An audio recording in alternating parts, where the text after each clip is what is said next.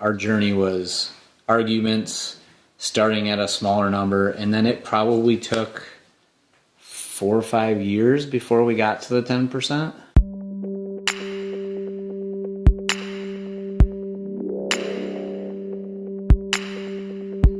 Yeah, so I grew up with a single mom and 2 other siblings, and we didn't have much extra to give. And when we did, it wasn't to give tithing to the church or to others that needed help.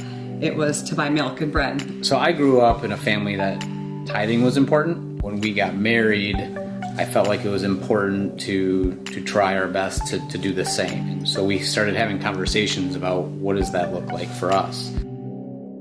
And you had just finished 7 years of hard work. I watched you wait, all-nighters and things like that to get your master's degree.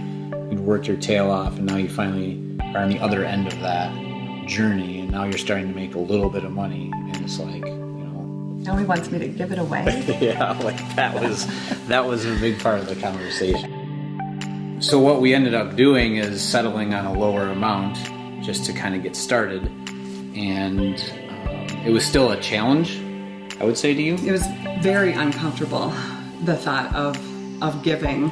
And it was like that same year that we decided to make tithing a priority, that we started paying off all of our credit card bills, and it just feel like we were blessed abundantly. I mean, once we made that a priority. It was incredible. As we worked hard, as our incomes grew, we had to rehab that conversation, and those numbers that we were giving were going up, and it's like, oh my goodness, like we still had, bills to pay and things like that. And then we started having children, and of course that throws another wrench into the whole financial ball game. Then you start to realize and feel like how God has done this for us, and we don't notice it. We didn't notice it. Right. I think that's when I realized, when we decided on the 6%, that we didn't notice it was gone, and it felt so good to do it. It really did. Okay, it's not such a scary thing. I can honor God's kingdom through this, and it does feel like it's what we're supposed to do.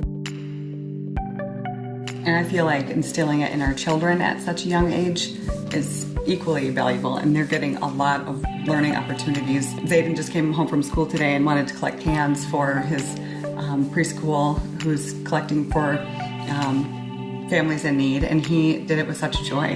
He really did. And he gave some of his favorite foods too. I love that. Like, make sure you give those oranges. He loves mandarin oranges.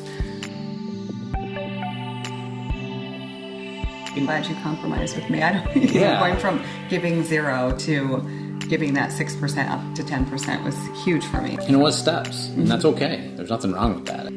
Yeah, and what was interesting is, for me, it started becoming less of a responsibility thing and more of a fun thing.